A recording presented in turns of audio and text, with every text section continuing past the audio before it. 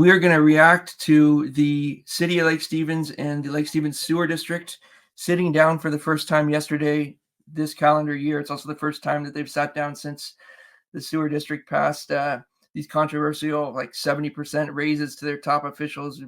We wrote about that 2 weeks ago now, where their GM is now making like $250,000 a year. She already used to be a sewer commissioner, which is illegal, but was like a little bit of a controversy. The city protested it because basically, let me just back up and give you a little bit of the reason why this should be interesting, because we wouldn't be doing this otherwise. From the macro point of view, the sewer district and the city are two of the biggest entities around here, right? The school district's the biggest, just as far as size, staff, things that they own, all that kind of stuff, power. But then it's the city and the sewer district. If the city's got I don't know, somewhere around $70 million in play each year, I think the sewer district's probably 55, 60 as far as their capital and operating budget, and they own a ton of real estate. I've got this map up here. This green, these are the pipes that make up the sewer system here. And they've got 141 miles of pipes that go from the far east side of the city limits all the way down to the Snohomish River down here on EB. And that system, gives us clean water, keeps our lake clean, and allows for the progress of business and development. And the sewer district really forms kind of the foundation of this town. When I was a young managing editor at the Journal, I got to sit down with Jim Mitchell weekly. Jim Mitchell was one of the guys. He had Mitchell's Pharmacy, and he was a guy who founded the first sewer district stuff in the 50s, and then stayed part of it all the way up until he passed away. He also wrote a great book about Lake Stevens. And as you can see, mine's inscribed and everything. So I win all arguments. If I say something, I can just say that Jim told me, and then that's trump card. I win that. So I should be pretty good at this review, even though I don't know anything about technical about sewers. But end of the day, the point is that sewer districts have a ton of power, especially in places that have high land values, places that are growing, because you can't do anything unless you have a sewer line in. So if you want to build a bunch of houses, you need to know where the sewer line's going. If you want to have business coming in, there needs to be sewer. There's no sewer back in the industrial Hartford area yet. That's, a reason why they can't develop it that great. There wasn't sewer where Costco went in, and the city had to work with the sewer district to figure that out. Because right now, they're two different entities that serve kind of the same area. The sewer district is a special purpose district that was created for the purpose of, providing sanitary sewer to the area. And it's when that was formed, it's given the ability to collect taxes for that sole purpose. And over the years, it's grown as the area has grown. And ultimately, there was a decision made around turn of the millennium that the two entities were going to merge. There's going to be a sunset, and at some point, 2030, something like that, the city would take over the entire sewer district responsibilities and just merge it into the city government, which is best practices for local government. And it's something that is ultimately just going to happen, because at one point the city was real small, right? The city was only 5,000 people at the corner of the lake. And until the city grew into its footprint, it wasn't going to be able to subsume this other entity. So we're at the point now where they're getting real close to merging, and so there was talks that it was going to be done by June of this year. And it's something that's been really rocky. We missed a lot of it because of the pandemic and who was paying attention. And, it sounds super boring. Oh, the sewer district in the city. I'm just shoot me. I'm just going to fall asleep. Their public meetings on YouTube, you'll see, because we're going to watch one. Their view count is 2, and I'm one of them. So nobody's been paying attention to this. But during the pandemic and stuff, it got really ugly. They started suing each other. And they ended up spending, I said millions before and got some flack for it, but I went back and checked the math. They spent millions of dollars on legal fees at each other's throats about the merger, a merger that's going to happen no matter what. They're just we're at each other's throats about the P's and Q's of it. And it got really ugly. The city didn't like it when the sewer district appointed the current general manager, Mariah Lowe, because they didn't like the optics, at least, of how the past GM stepped down, and then right away the commissioner, who's an elected official that makes hardly any money, stepped down and then was available to get this, one of the highest paying jobs in public sector in our area, and basically got the job on a non-compete basis. So like, the other two commissioners handed it to her more or less. There wasn't an open like search. Like the school district is looking for a new superintendent right now. They have the job posted across the world. They're getting applicants from Asia and stuff, right? Like this job at the sewer district was the equivalent, more or less. Not quite as much money. Obviously, you need a lot more, specific stuff to be a school superintendent. But as far as like the budget, the people you're in charge of, the responsibility, all that stuff, it's that kind of level thing. So like to not have a big open search was a little bit of a strange move, but it was legal ultimately. And by all accounts, Mariah Lowe has done a good job and people are happy with her. So, maybe that's water under the bridge.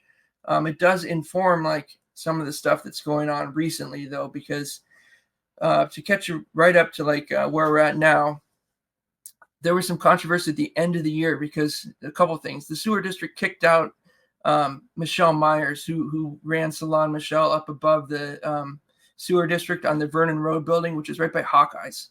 So if you picture it, it's kind of the nice kind of lodge-looking building. And Michelle had operated upstairs there for over 20 years and built out a really nice salon. And it actually was the only retail spot on the lake where you could see the lake. And she employed 6 people full time. Yeah, she did cut my hair sometimes. So I am biased, but I think we should all be biased for, Lake Stevens small businesses that employ people here. And yeah, I went to school with her kids, but a lot of people did. And that's why it's so stupid that they just sent her out on her ass with no notice, ended her business. Like she's out of business now. She, we wrote about her. She said that she felt like she had her retirement taken. And, the tone of everything was very vindictive. There isn't a good reason for it. Like if you drive by the sewer district building right now, you're going to see anything upstairs? No, they're not doing a damn thing. It's sitting there vacant, So not only did they kill a business, they're not even using the space. And to be honest, that attitude, or the appearance of that attitude, to be fair, is a problem that the sewer district has to deal with. Like they can say that it's not reality, but perception's reality in politics. And all they have to do is look at their ratings on Yelp or Google. And, they might also say, oh, that's not fair, but just compare it to the city or the school district. Then those are public entities too. And you'll see people are pissed off at the sewer district. They don't like the customer service. They don't like the lack of transparency. And by lack of transparency, I mean like their public meetings are Thursday morning at 9 a.m. I mean, that's not making an effort to make a meeting where people can get to it. That's ridiculous, honestly. That's saying that we don't want your input. And that's kind of how it's looked when I've been watching stuff for the last, I don't know, year or so as well. Because when they started to get some public input about their decision to end Michelle's business, like when they get a letter and they don't read it publicly, they don't discuss anything. Oh, I need to kill this bumper here. Let's see. Banner. So long story short, they decide to kill Salon Michelle, kick her out, right? So that happens. And the community learns about that when I write about it for the most part. So the second thing that happens is December 28th is the last scheduled meeting of the year. And let me see if I can bring it up. At that meeting, here is the agenda. Something pops up on the consent agenda here, which let's see if we can get this a little bit bigger. If you look at item J here, first of all, a consent agenda is a tool that special purpose districts or other local governments can use when they're having a meeting to bunch of little shit together and take a one vote en banc, so they don't have to go through every little thing, and talk about it and waste time and make the, so typically it's going to be reoccurring stuff that has already been thoroughly vetted. And by that, I mean like vouchers, credit card approvals, gas slips, payroll, real basic shit like that doesn't require a debate, doesn't require public vetting, that sort of thing. So it's a tool that they can put right up front and say, here's the consent agenda. Does anybody object? And then, no, then they can just say everybody's, they'll take the voice vote and it passes every time. But The consent agenda is not a place where you put anything that's controversial, anything that's important, anything that hasn't been publicly vetted, anything that hasn't been talked about. And the other thing that the consent agenda always requires is that whatever is on it has to be part of the packet that goes out in the meeting and to both the public and to the people who are voting, the three commissioners. So that you may not have to address each of the items on it, and you may not have to talk about it, but there has to be information about what you're voting on provided in the packet at the very least. And so what happened here is that basically the agenda has an empty item on the consent agenda at this meeting. Item J there, employment contract amendment. It went out that meeting and there is no supporting information. There's no description of what it is. There's no inclusion in the packet of what they're voting on. They don't introduce it to the audience. They don't debate it. None of that stuff.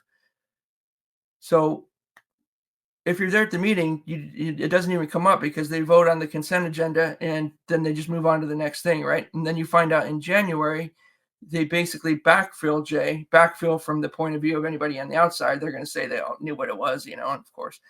So, but the public finds out and the city finds out that J was actually like the conclusion of a 70% raise in less than 2 years for their top, for top management, which is Mariah Lowe, the GM, and then the other two administrators, which is like she's making $250,000 a year now, which is a lot of money. And let's not pocket watch. Let's be fair. These are big jobs, big important jobs, and it's not that that's a crazy amount of money. It's that like when these are public entities and those jobs come open, and we're considering like the kind of compensation that needs to be public business. That's not secret handshake business. That's not, don't ask us any questions about it. We'll tell you if we want you to know something type shit. This is stuff that needs to be transparent. And so what they did there in passing these raises without having any public transparency about it, it's not just about the money. It's about the fact that it directly affected the merger discussions with the city, because the city and the sewer district are right at the very end of combining their two businesses. And in doing so, they need to find roles for Mariah and her AGM, and I think like the top HR person, like executives. They need to figure out where to put these executives into the city org chart, where they'll have like commensurate responsibility and pay. And that's actually a big deal because you're sliding them in, into some civil servants over there that are very experienced, and there's a set payroll. And so the discussions were centered around the sewer district's going to go into public works, which makes sense, right? Like they just put the whole thing in public works. And they were going to have Mariah Lowe continue to operate it, continue to run it. And she would also get the title of, I think, Deputy Public Works. Like she would be in Deputy Public Works in charge of sewer or something like that. For some reason, that was like a no-go for the sewer district commissioners. Like they didn't want her to have that. They wanted her to be like much higher in the org chart. They wanted her to like be city administrator, like ahead of or something like that. And I'm not really sure why. But to the city, I think that didn't make a lot of sense because they have qualified people in those roles. And, if Mariah is so good that she's getting 70% raises at her current job, like obviously they need her to be doing that, right? Like they want her to continue doing that great work running it when she comes into the city. And so this was kind of an item that had not yet been resolved. We'll just put it at that. Well, it's not yet resolved as we head into the new year. But by adopting these massive pay raises, what the sewer district did in effect is set a salary level where they can only do certain roles in the city that make sense, right? You can't have the deputy public works director making 40% more than the public works director. It just doesn't work.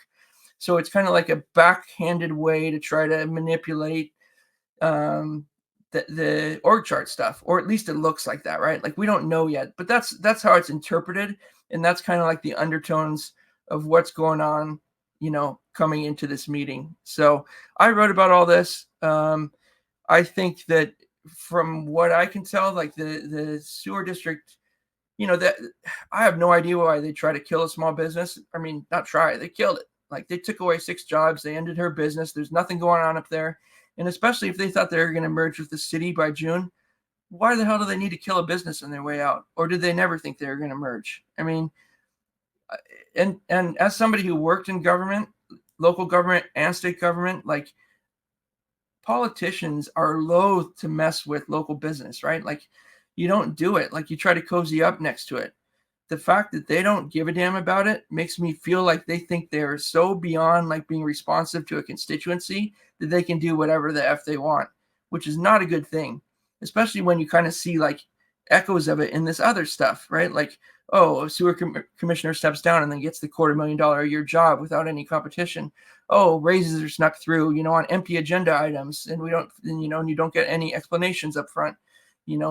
These things may not be corruption, but in public entities like this, the appearance of corruption might as well be the same as corruption, because if it looks like it on the outside and if you can't explain it well enough, then people think it's corruption, they react like it's corruption, and it creates the kind of ratings that the sewer district has on Google right now, to be frank. So that's where we're at heading into this meeting today. And I think that it'll be interesting to see if the city kind of presses the sewer district on the raises, and like, where was the public process for the raises? Like, oh, one last thing.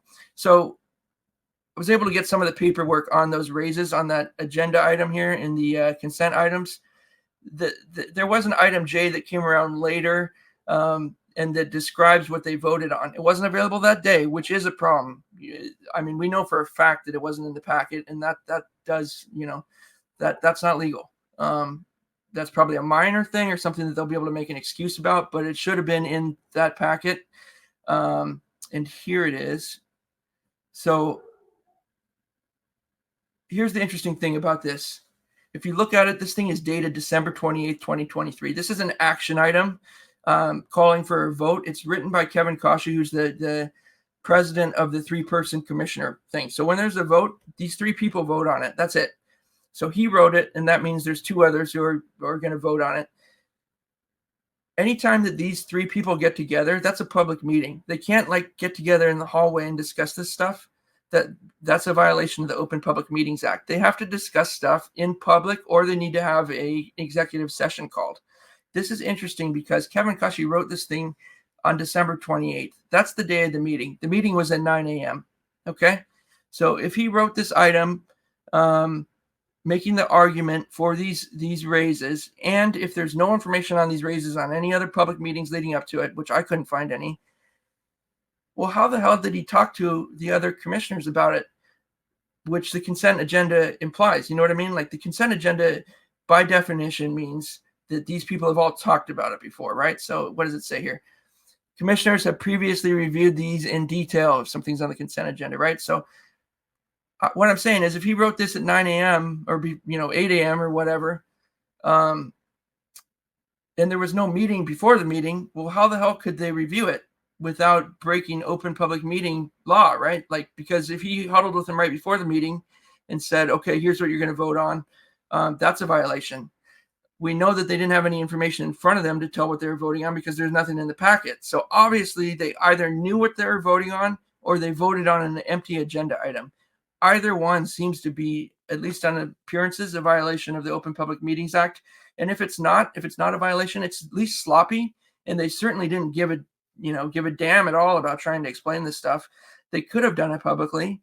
And you know what? If it was done in good faith, I think what we'll see is that an explanation that makes a lot of sense. They'll say something like, "What do you mean? We already had a public meeting about that in November and you missed it," or like, "We talked about this in October. Are you crazy?" Or like, it'll be something that like we all missed, and they'll say, "Of course we had public process around this. What are you talking about?" If they did sneak it in, and are getting caught a little bit on the consent agenda, you're going to see a bunch of excuses. You're going to see, oh, legalese, the 42 dash whatever gives us some room to blah blah blah, and then maybe some like, deflect, deny, counter accusation type stuff, which I've seen in the past. So that's a long-winded introduction to what we're going to watch here, and it's a long meeting and stuff, and so obviously. We'll just see how this goes. But all right, thanks for joining us, and let's get started with this shit. I'm not going to do that joke anymore. All right, so what do I need to do here? Add to stage. Is that it? Yeah.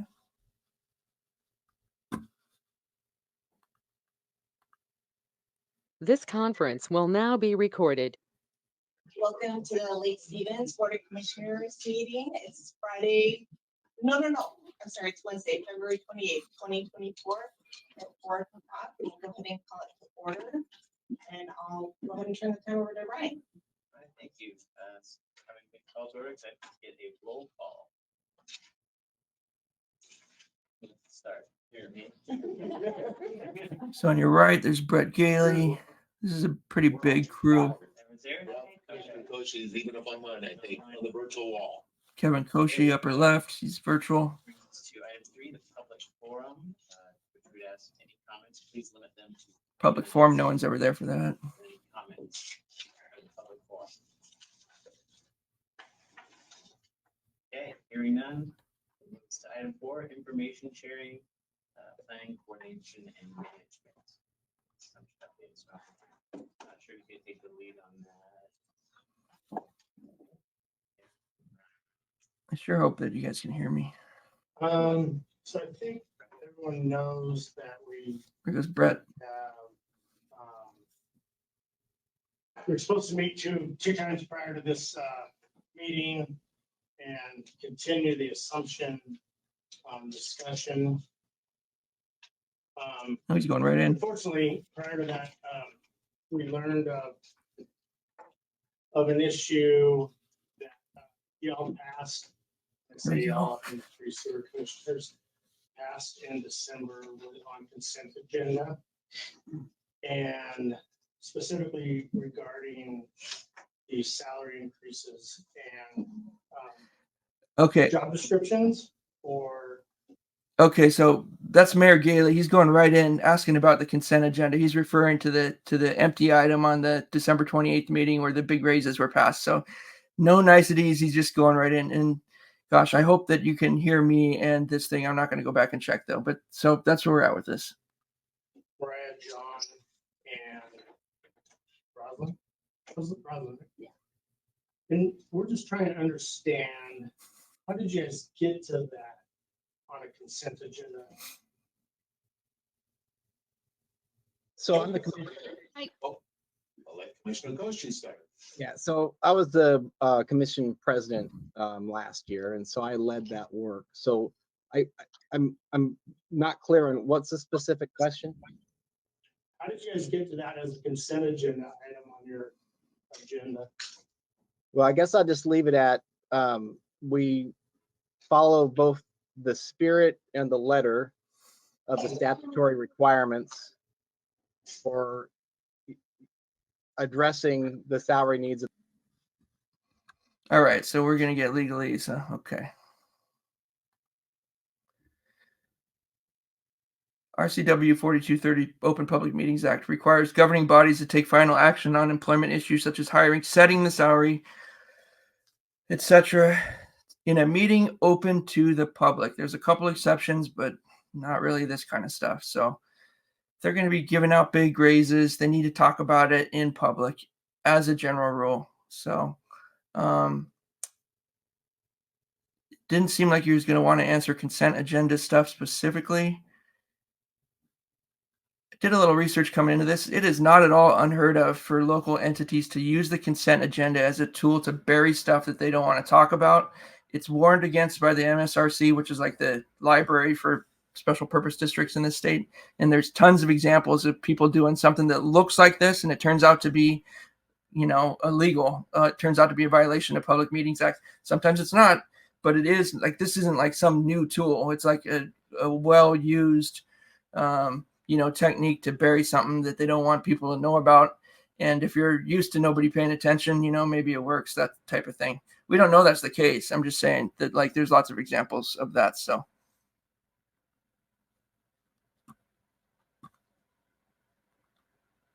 needs of the district.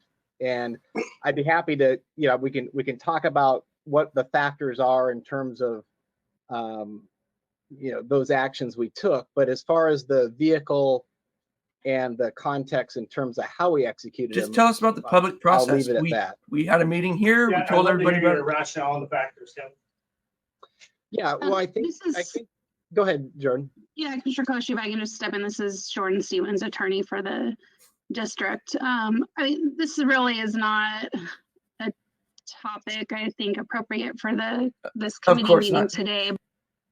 It's not a topic that's appropriate for this meeting. They don't ever want you to hear it. Like me, you, the public, not appropriate for us. That's always the attitude. And she did like that's the first thing that she says. Like the correct answer for this is you work for the public, right? They work for me, they work for you.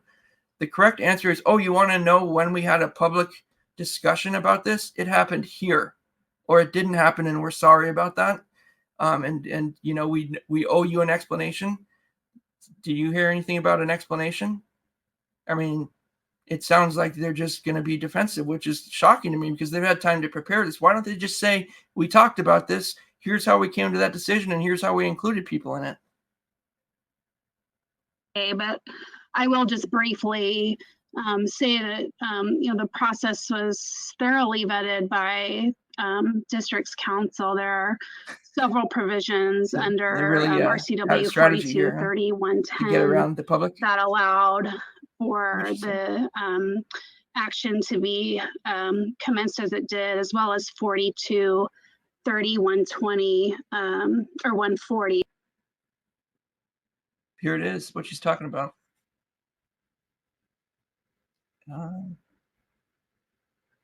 So she just said it's excluded from this. That's not true. That's not true.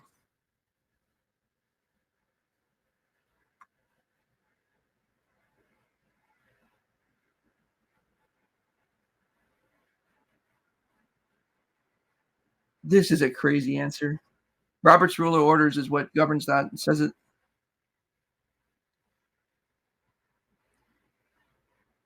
Wow.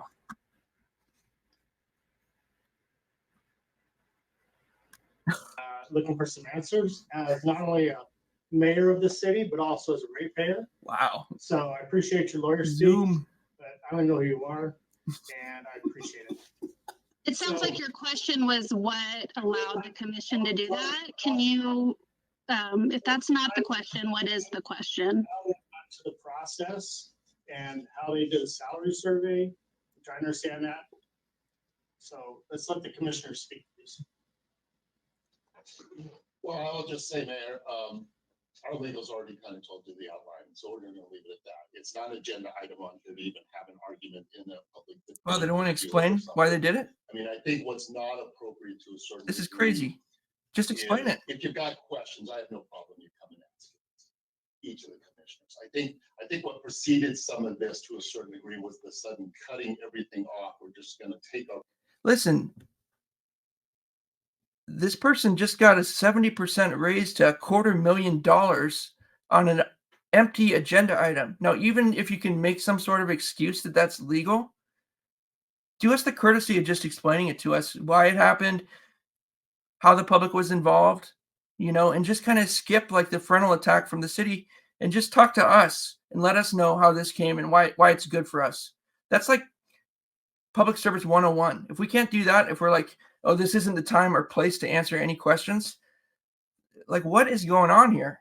Like for real. Pick up all and go home and not invite or have these additional meetings. And then also playing games. I saw an email that came across our desk from your office, meaning you specifically, ordering or immediately wanting. Now, I appreciate if that's how you operate within your district or city staff. Yeah. Ms. Lowe is an employee of the Lake Stevens Sewer District. I would not do that to any of your staff. I would not order them. Now, if you want to make a public disclosure request, like you did, and it was fulfilled, I have no problem with that. That's there. But what I wouldn't say, or Listen to what he's saying there, okay? He's saying they made the mayor do a public disclosure request to get the information on the salary raises that was supposed to, by law, be included for everybody to look at before a vote took place. And they're saying that he was having some sort of attitude asking for that, and that they have no problem with him doing a public records request. Listen, they were supposed to have that out on December 28th by law, and even outside of law, just morally, because we elected you to look out for us. You can explain to us what you're doing, okay? You don't need to look for reasons not to do it.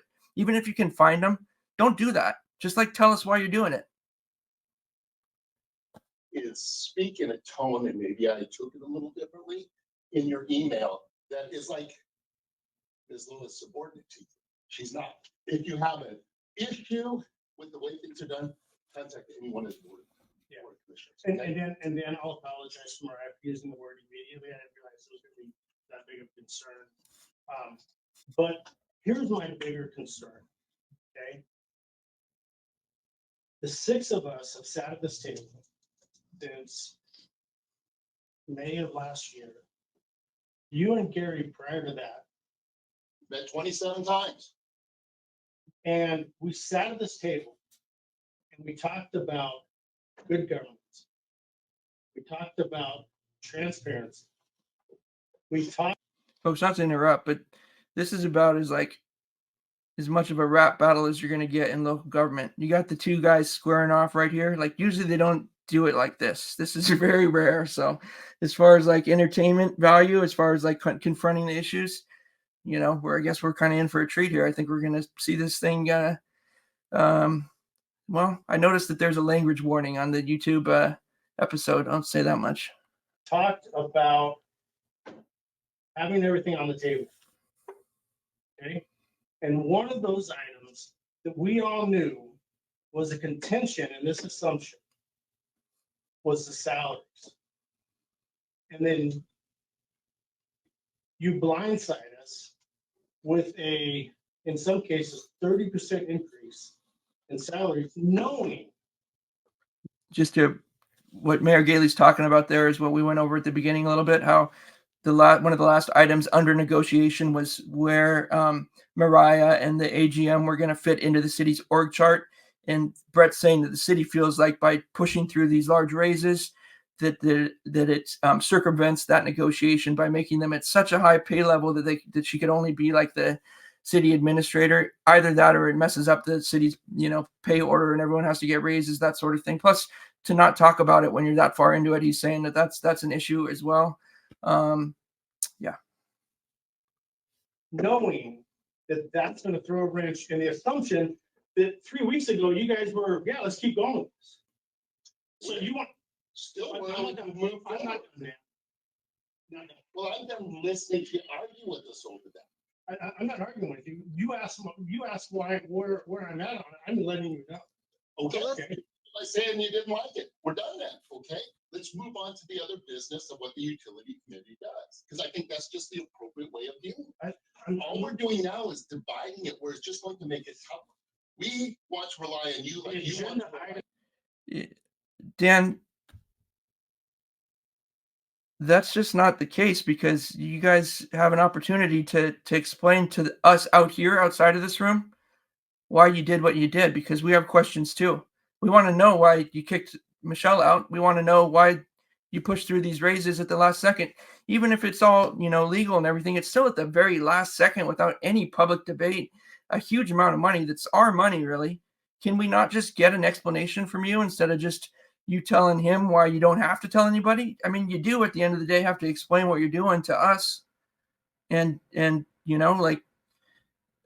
you guys haven't realized that this is an actual issue, perception being reality and all that, then it just seems like you don't care at this point, because this is an opportunity to bridge off of what the mayor's saying and give your own answer to the audience that's out here, because we're the ones that you work for. I mean, I know he's pushing your buttons right now, but that's not a reason to throw up more walls and give, less information again. Just do the opposite. Item is assumption update. The update is. The update would have been, Oh my gosh. that update would have been Get your head a understanding. little what we're doing. relaxed, please. I'm emotional. I'll tell you why I'm emotional. Because you guys have wasted the time of my staff and your staff the last year plus. Oh, no. Hey, Mr. Mayor, Wow. You could have said, hey, we're gonna jack up all these salaries and further screw up this assumption. You could have told us that in December.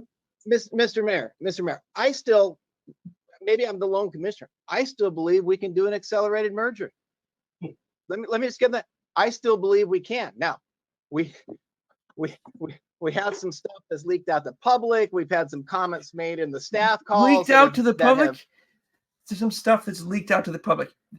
You work for the public, okay? There's very few things that should be kept from the public, things that are in executive session.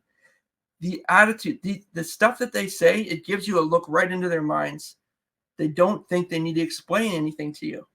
I mean, by definition, this kind of stuff needs to be public. And the fact that it was on a consent agenda, that doesn't mean that it was something that is private. That would be in executive session. They put it on a consent agenda, which means they know it's public. They're just saying they already talked about it in public, which they didn't do. So they know for a fact that they were supposed to vet this.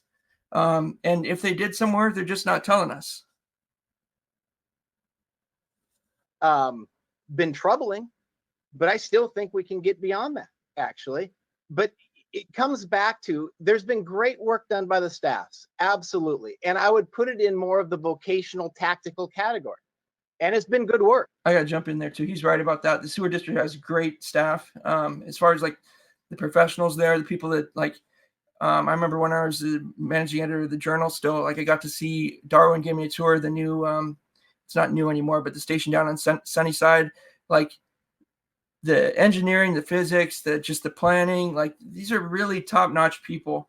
And, you know, whatever's being done by the 3 elected officials, that sort of thing, like it doesn't reflect on the people that work there. And that's true for the city. That's true for the sewer district. That's true for anything that's run by elected, you know, politicians at the top of it. And so like, I hope that the people that work at these places know that when people are critical, they're being critical of the elected officials or who the figureheads are. And I think everybody definitely appreciates the work that everyone who, you know, clocks in the 9 to 5 at any of these public agencies do. And like Stevens, I know I appreciate them. Work. And I've been a broken record that there's 3 main thrusts, 3 pillars, 3, however you want to define them, that we need to come back to, that I'm still, as we are here today, waiting for a response from the city. As I've said repeatedly, this is a negotiation. And if the district is going to concede 9 years of runway around our current agreement, I'm open to that. That's a huge concession. There needs to be some concessions that come from the city. Listen to that argument right there. So I guess there's 9 years until the agreement requires that the 2 entities would merge de facto, right? So that, like, think of it as like the end of the 4th quarter is 9 years from now. And so they're negotiating about, you know, having the game end in the 3rd quarter, basically. But listen to him. He said that that's something that the city needs to bargain for because it's something that they're giving up. What are they giving up? They're not giving up anything. He's giving up control. He's giving up an elected role over an agency that ceases to exist the second it's subsumed. So what is that really? It's a privilege that he has that he wants to be negotiated for. Like, at the end of the day, this is all in service of the community. All right. So like, whether you do it today, whether you do it 9 years from now, that's not a leverage point for you to get something out of somebody. Okay. That the leverage point should be only about what works best for the community and for obviously the people that work at these agencies. That kind of like rhetoric, though, you need to give me something to get me to do this, to get me to give up control. There's something rotten in Denmark. And the framework that we've said repeatedly is around environmental protection, ratepayer protection, and our employees. And this topic that has got us, you know, excited here is specific about some of our employees. While we do this negotiation, it's critical that we still have our leadership staff in place. And part of being able to do that, especially with the history around both organizations, to have the leadership, and there's no debate about the leadership quality, that I don't even think is debatable, but we need to have them compensated consistently with the rest of the like positions. He's right about the quality. My research, I don't know Mariah personally.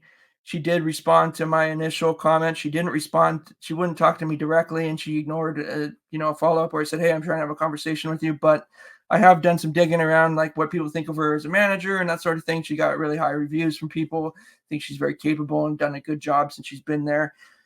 It's kind of the same thing I've heard about everybody involved. So I get what he's saying. I don't think he's being completely honest about there being a real pressing need to get her up to $250,000 a year to hold on to her, because like she's especially qualified for this job because she got it based on her role as a sewer commissioner, right? Like, so I don't think that her qualifications would be a direct translation to some other sewer district that'd be trying to poach her. She's got a job at the city coming up, and I saw some of their survey work, and it looks like they're going in search of justification to fit what they're already doing. Because, I mean, just put it this way: you go do your own research, and you find out if you think it's absolutely necessary to have the general manager making $250,000, or else they'd have, obviously be poached. And not, I put some of this info in the last article. You just do your own math on that. You come to your own conclusion.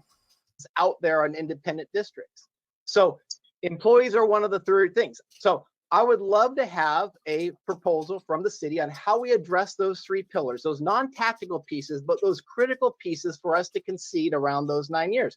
And I would offer that as far the more assurances that can be provided to the district around those three, probably the more narrow we can make it, up to 3 years or maybe even something less. So I'm still bullish on us being able to get this done, but the concern about us running the district in the meantime, I think it just causes consternation. So I just want to add, nobody's talked about Salon Michelle yet, and they probably won't.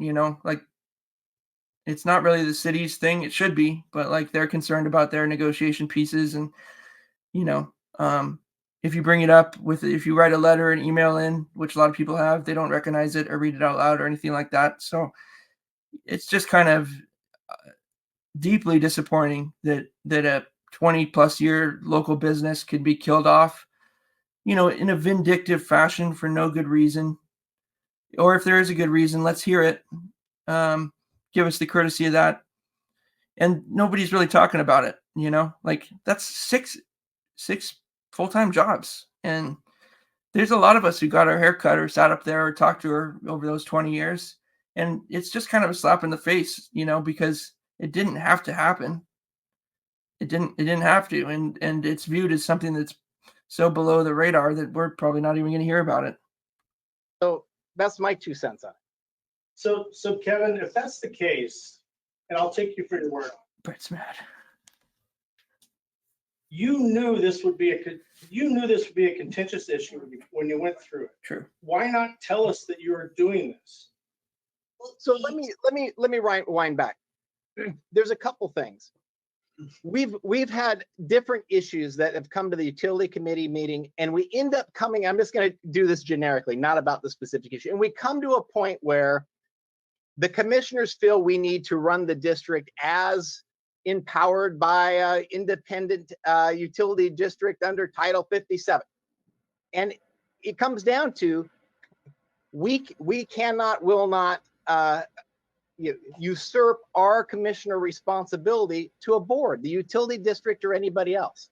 And so we've come to certain issues where we end up splitting 3-3 on a vote that gets called, and we go and we manage the district how the commissioners have been elected to manage.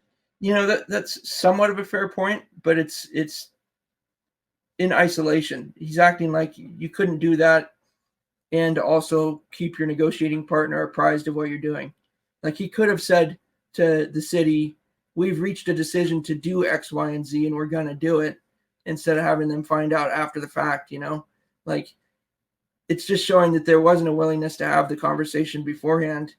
And if the argument is that we know that there's such difficult things that, like, we're just not going to talk to you about them and we'll just do whatever the hell we want, like, the negotiation is fractured anyways. And where things are at right here, I'd be surprised if they're going to be able to merge. Like, I think that this is headed for, like, back to court or something. Manage the district.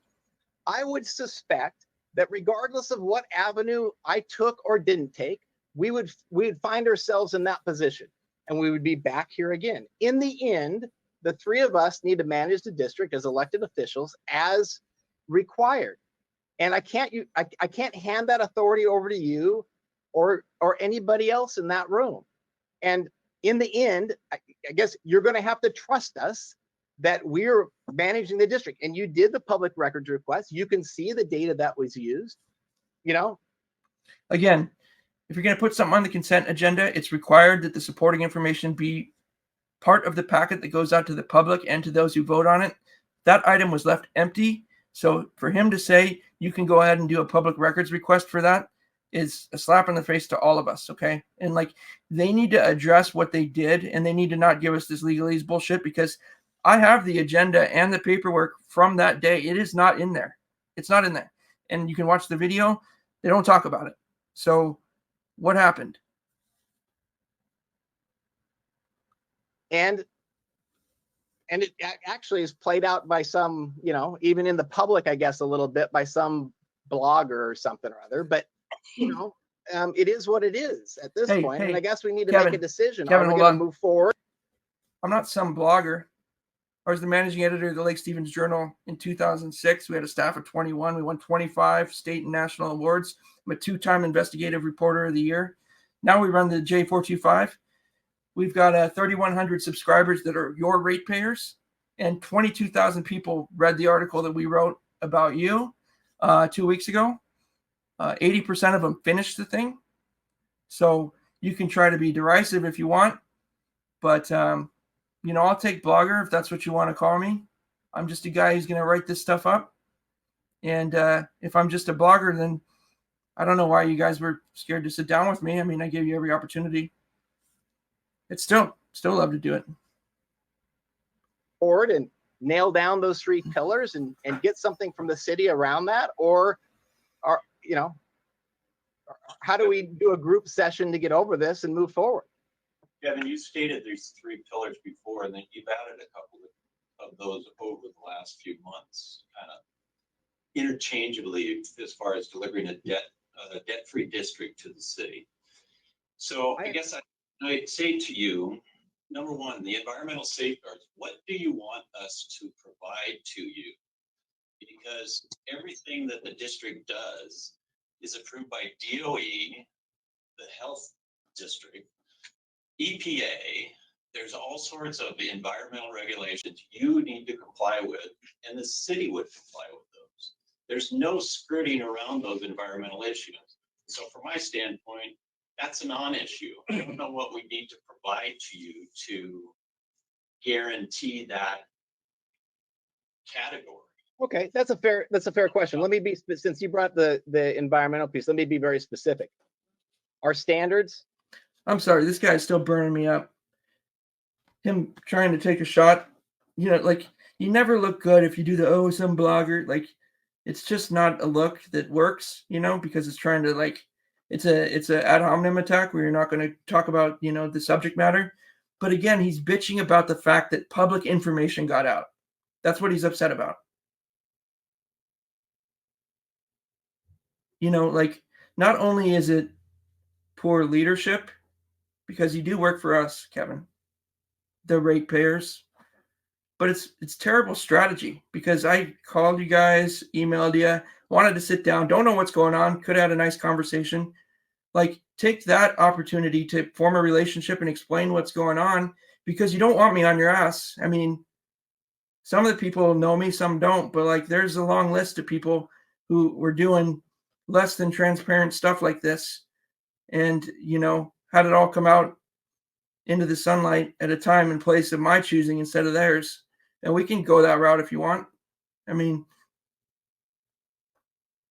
it's not fun. It's not fun for you to have an investigative reporter on your ass. We can do that. I mean, I'd prefer to have you just want to be transparent and talk about stuff, but you guys just kind of have that attitude, though. I think you're so used to not having any oversight that, like, you think this is how things work. The great Jim Mitchell would not approve. In terms of having them stay in place, that would be an example. Our capital plans, in terms of upgrades, specifically around pipe in the ground and so forth, those capital plans could be modified. Those are critical in terms of that protection. That'd be another one. Agency relationships. There's been some, the relationship, I'll just say, with whether it be ecology or Department of Fish and Wildlife or any of the other state agencies, those relationships are extremely respectful, tight, and mutual between the district and those agencies. So that agency relationship. And I guess the other one that just off the top of my head would be staffing levels around certainly plant and our collections and frankly our administrative staff. So those pieces and our leadership who's led this and has led us to this place that is a extremely well run, well regarded from external sources organization. So in the environmental piece, those are some of the things that come top of mind to me. Does that help? How are we supposed to address those? Well, I think we could certainly do things like, and again, I don't want to draft this. I think I think you folks are creative and well capable on determining how to provide assurances back to the district, but maybe our standards stay in place. Maybe the capital plans are not touched except under certain, it's certainly if ecology comes up with new standards and that needs to be modified, there could be some carve outs for some exceptional things that are like that. The leadership piece of that is it kind of ties into the. It's not your business after it's over, right? Like you're just not the guy anymore. The city takes over. You're not the guy. It's kind of like a legislator trying to like make rules that future legislatures, can't do X, Y, or Z. Like that's not how it works, man. Pilot the thing into the merger or don't, but like trying to tell them what to do in the future and that kind of stuff is just not. The environmental one, because a lot of our leaders are key in terms of where those agency relationships are today. So those are some of the how attached to the what that I, just thinking through off the top. Okay. As far as the employer, we have never, ever stated that we would walk back any employee salaries through this whole process.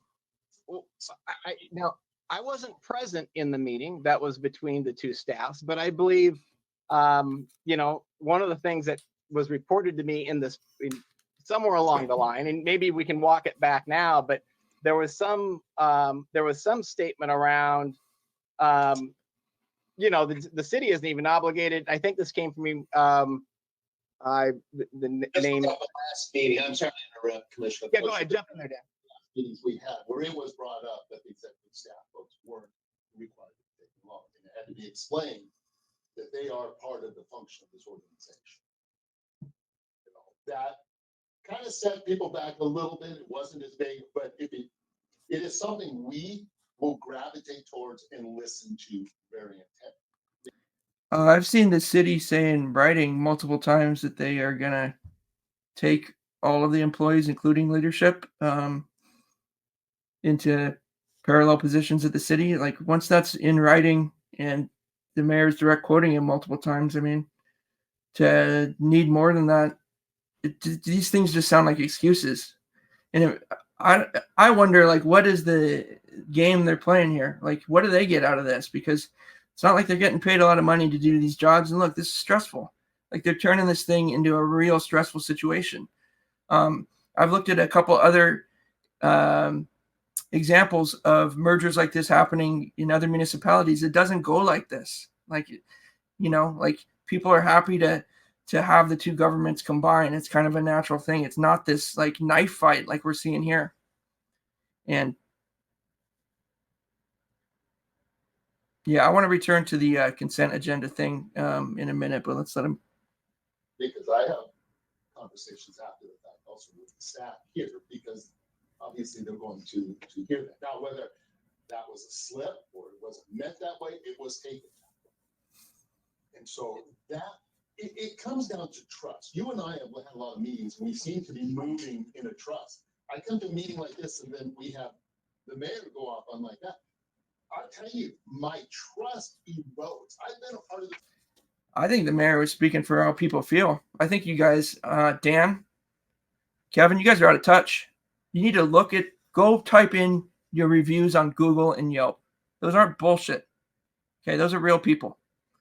They are indicative of what people think. People are pissed off that you got rid of Michelle and you haven't talked about it. People are pissed off that you did these salaries and are having a lawyer come up and say why you don't have to explain it. Your lawyer doesn't know what she's talking about. We can get to that later, but like the good faith thing to do is just explain it because you should, because it should be something you talk about. I was 75% sure that you guys were just going to come into this.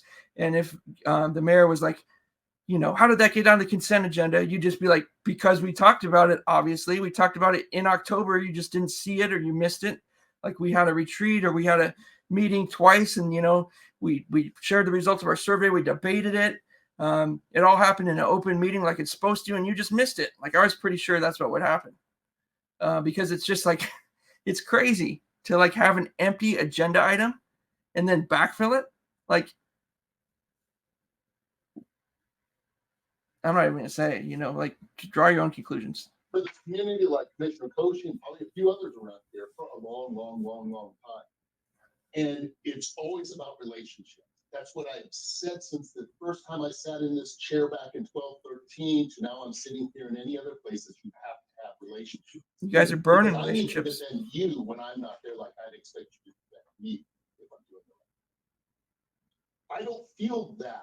After the move of what went on when the email came out and how we were hit up with emails and people asking questions, it doesn't lead me to believe that the right thing is going to be done.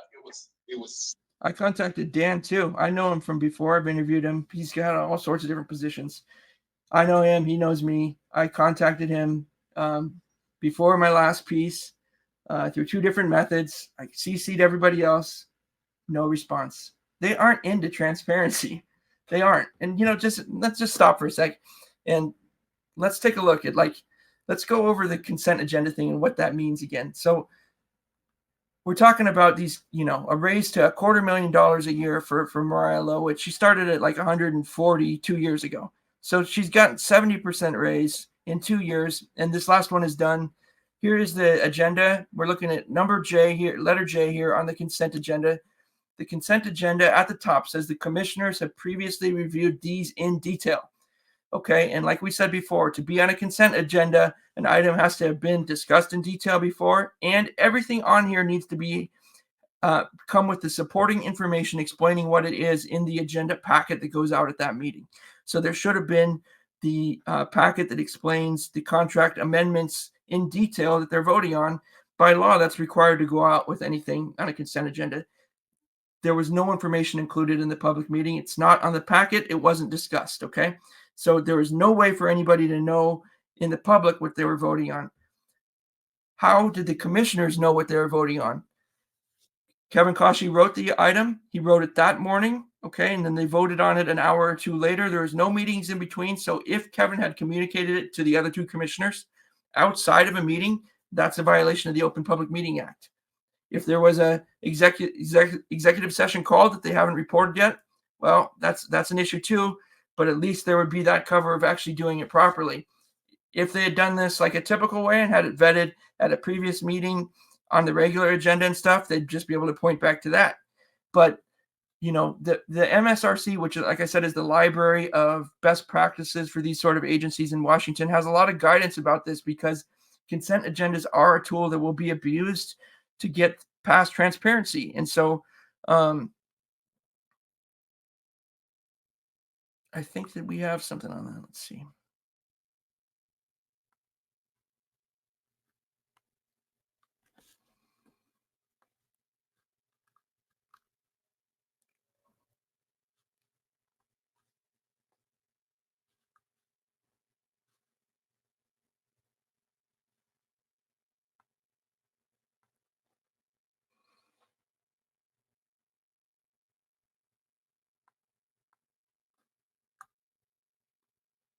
Yeah, I'll come back to it.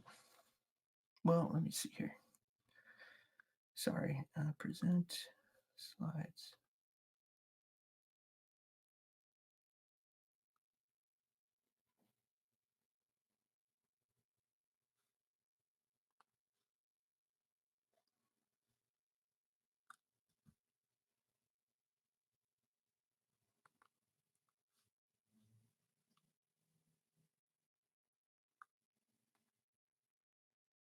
Yeah, here it is. Okay. It should also be noted that all documentation associated with consent items must be provided to meeting participants before the meeting, and these participants must review the documentation in advance in order to make an informed vote on all grouped items. MSRC. Okay. MSRC is basically aggregating like the attorney general's positions and the laws and the best practices. They write the ethics book every year for commissioners and stuff. And so they're telling you that's the rule about the consent agenda. There's more information on it that goes through here. They even give examples of school districts and other special purpose districts who have abused this by running empty agenda items. And, you know, I'll link that stuff later, but I just wanted to show you this and give you the direct language about why this is a big deal. Let's get back to the meeting.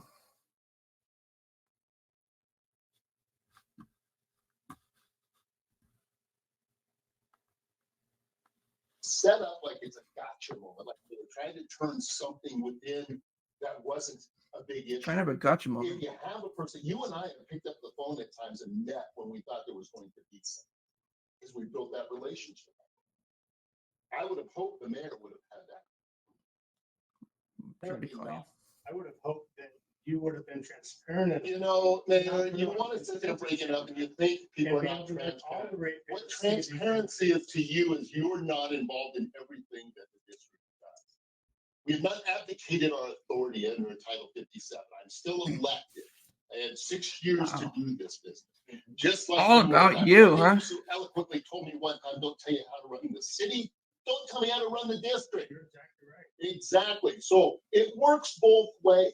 This Let's is have a horrible. mutual relationship where we can sit there and understand rather than trying to play this game in the court of public opinion. That's childish. The There's court of nothing public opinion. absolutely childish. I You- would you're- expect you work for more us, from a Dan. mayor that's running a city of Ratepayer 40,000. know on December 28th was increased. Is it any different than how's a ratepayer gonna know some of the actions you guys take? You have a consent agenda item, just like we do. And we go through public processes prior to their. Ours is, it's open. If people want to know what the consent agenda item with the draft of what we're doing It is put wasn't out in, there. it wasn't in there. Joe Smith wants to call the district and say, hey.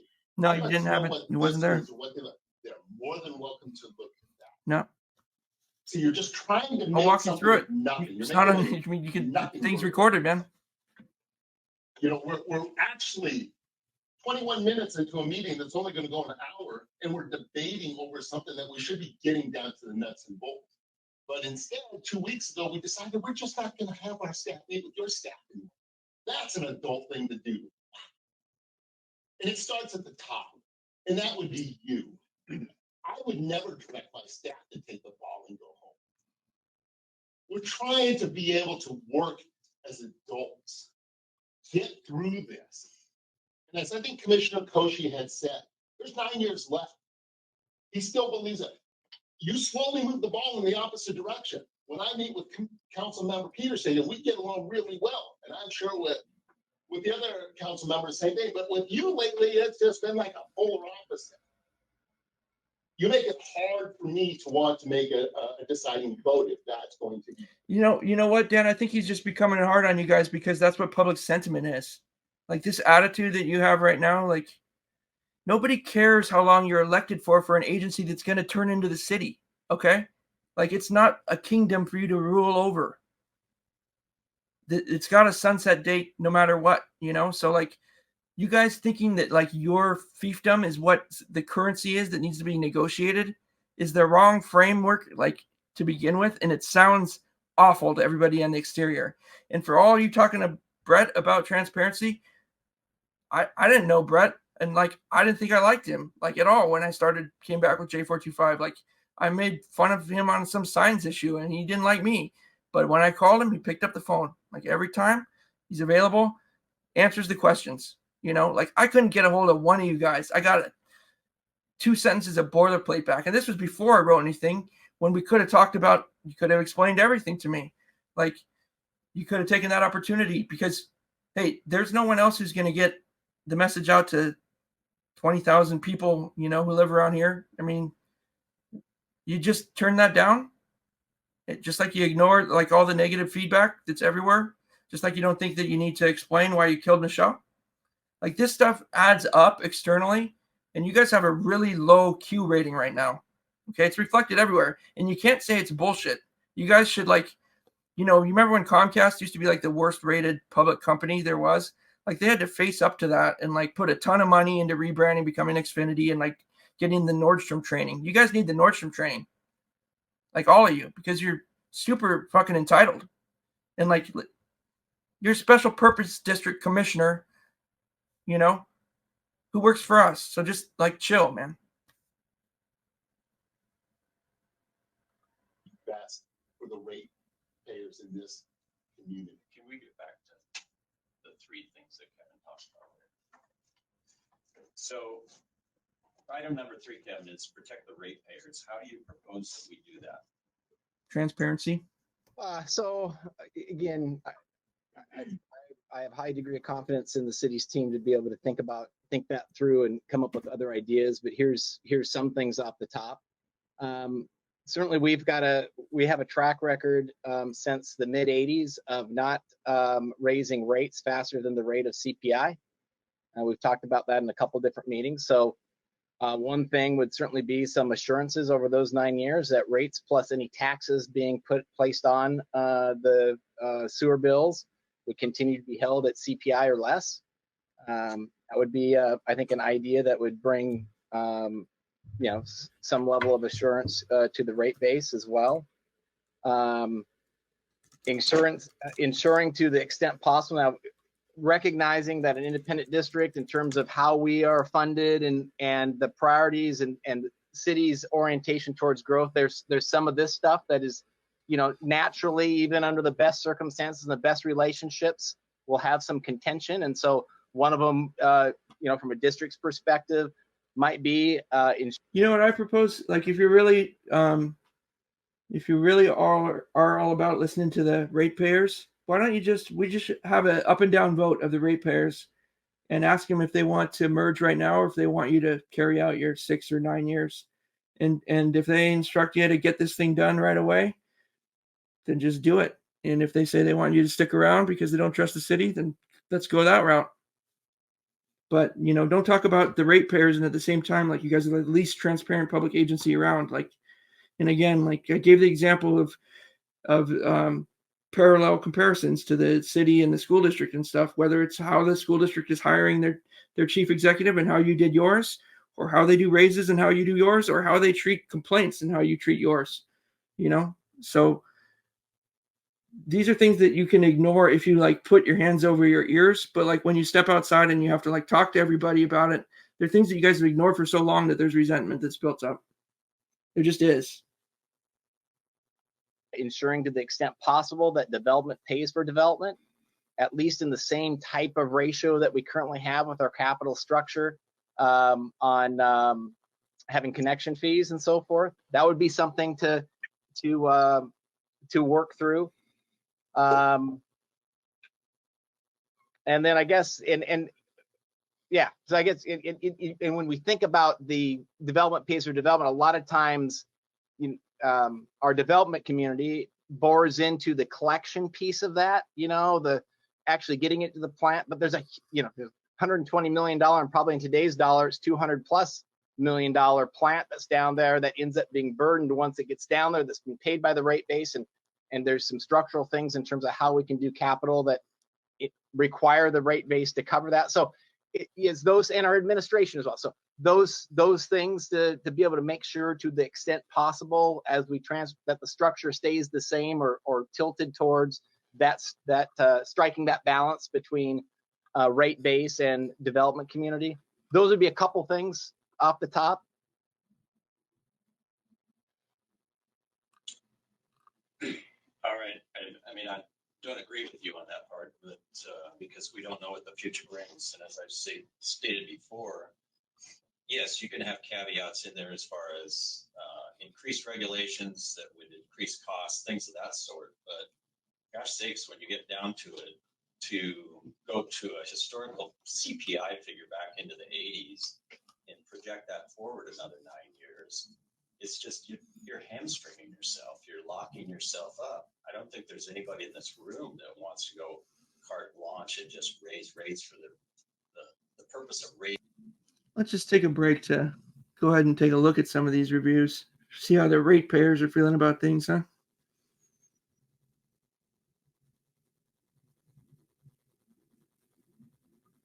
I wonder if they'd be responsive to this stuff or if they just view it as like fake news.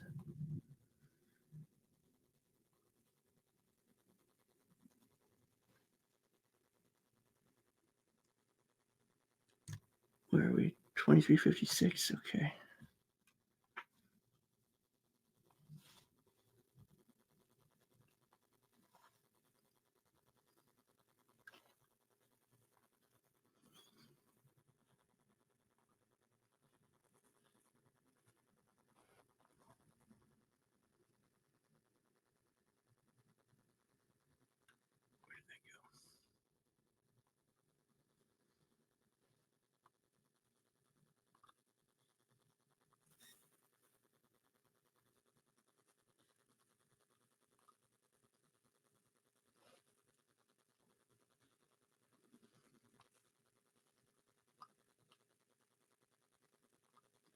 The most poorly ran and dysfunctional business I've ever had the displeasure of dealing with, hands down the lowest quality customer service I've ever received. This is the Chamber of Commerce, like aggregation. Never had a good experience. Just some worst district ever with unreasonable monthly charge. Rate increase to $99 a month for sewer. How are we, the people like Stevens, not furious about this? With all the building in the area, our flat rate billing should go down, not up. What am I missing here? If they don't have capacity to account for growth, stop building. Period. Not sure that makes sense. Here's a good review. Every time I've called into customer service, I'm pleasantly delighted at the top-notch level of customer service from each person. They've always gone way above and beyond to help. Well, lazy, entitled slobs that don't work for their money and expect everyone else to cope with it. Zing. Went to the office to get a low-income exemption. They said it was for $40,000 and under based on income on my income tax form. They also count your ARA, which is not income. It is my savings I'm spending to live. I hope the city takes over the sewer district. Maybe we can get something that is more compassionate. Listen, that's the kind of review that you should be paying attention to. Whether or not he's factually correct, he's saying that you lack empathy. And that's not something you can argue with because he went there and spoke to you, and that's how he came away feeling. And you can't even lose one of those encounters with a constituent. And you're losing all of them right now. I mean, it's just reflected in this meeting, like how opposed you are on the face of it to like any transparency. Terrible company. Ladies are always helpful and nice when I pay my bills. Disappointed in bill delivery. Did not receive multiple bills, then charge late fees. Very shady business practice. Can't believe I pay $89 a month for sewage. Well, when the houses that are being built, our prices should go down. Bulletproof glass in there, ridiculous. Banks in Lake Stevens don't have bulletproof glass for interaction. Overkill is what it is. You have no choice for your water sewer services, and they have no control over billing due to government control. As a consequence, you have very unforgiving water sewer district. The employees are nice, but they are forced to break the bad news to you that they can't help you if anything goes wrong with billing. They can only help going forward. Be careful for winter months and pipes bursting. They'll be one of the districts to not contact you to let you know that water may. So what he's saying there is like, there's nowhere else you can go. And it sure feels like that they use that against him is what he's saying.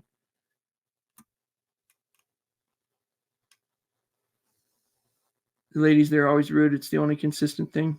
I think the last guy is bitter over something that maybe didn't go the way he wanted. No details is always fishy to me. This person sounds like they work there. I realize that this is a government office and as such inherently is dysfunctional. However, the level of customer service here is simply abysmal. Every other company I've ever received services or goods from allows me to pay via paperless. Not here. When I called today at lunch to see if they received my first payment, I was told they could not look that up. After a pause of several seconds, the very rude lady told me that everyone who could look that up was in a meeting and I should call back in an hour. I called back after an hour and a half. I got the same rude lady with the same message. I asked her if she could take my name and number and have someone call me back when they got out of their meeting. I was told this was not something she was allowed to do. I find this very strange as I worked for several years in the customer service field for a utility company. I find this lack of customer service unacceptable. I mean, City Hall has 4.5 review average on this site. The school district was at 3.9. They're at 1.8. This is just, it's somewhat indicative of how people feel. I don't think that they've actually ever taken any of this seriously. Like if a retail politician would care about this stuff, somebody who's like responsive to an electorate, they would have fixed this stuff.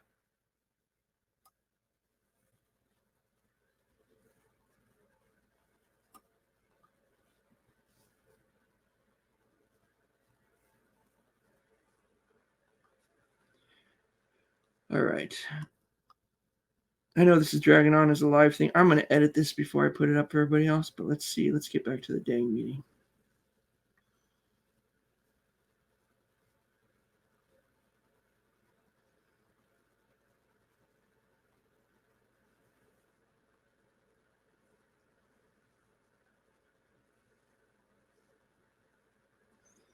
I mean, how long can they just go on for? Raising rates.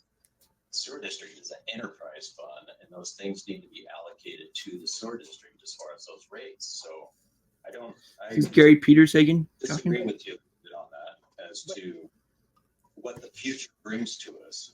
I Well, think just philosophical standpoint, we can all agree that it's not in the best interest of our community to raise rates just on a willy-nilly basis.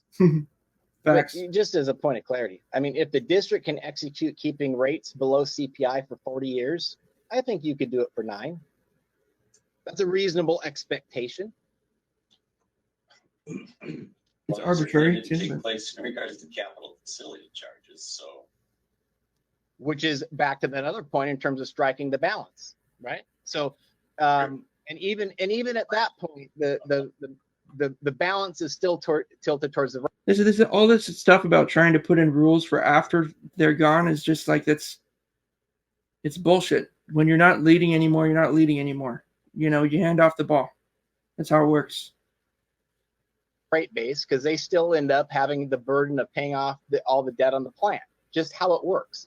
So That's how it works. again, so those are you've asked. Those are the things, and I think I think they can be addressed. I think it's going to take some work because I think these 3 pillars are, and not to diminish the great work the staff has done, but these ones, these are the ones that hinge on myself and my fellow 2 commissioners getting comfortable with. Do the concessions from both sides bring us together to where everybody in the room, or at least the electeds in the room, are comfortable with doing an earlier merger?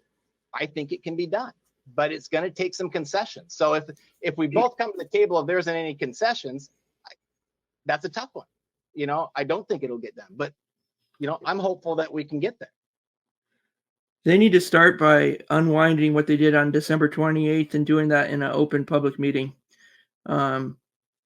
First of all, because obviously that didn't meet the standard of the Open Public Meeting Act. If it did, they just need to go back and show us when they put out the paperwork, the packet at the meeting, which they didn't. There was no supporting information. And they need to explain how the commissioners knew what they were voting on when the item was drafted by Kevin Kashi that same morning, and there was no meetings in between. So how could it have got on the consent agenda if it was created that morning? The consent agenda, by definition, requires that it's already been discussed, okay? So just admit that you tried to sneak one through there. I mean, it's obvious. You didn't have the supporting information. Just say you're going to redo it. You got to unwind that, okay? And then maybe those things don't get passed. Maybe then the pay structure still works at the city. Maybe you can fix things that way. But like just saying that like you don't have to address that, I don't think that's going to fly. I mean, I think that one of you guys should give me an interview or answer the question directly. Hell, we could do it on stream. We could do it live. But like, you need to answer those questions. And I want to hear somebody talk about Michelle too. Like, all you guys are concerned about this other stuff. That's 6 jobs. And that place is empty up there. Like, that's a bigger deal than all your guys' ego battles. Like 6 people out of work. And the only place in the community where you can see the lake. You wonder why people are upset at you guys? Like, maybe you have great reasons for all this stuff. You got to share those. I'm not going to talk to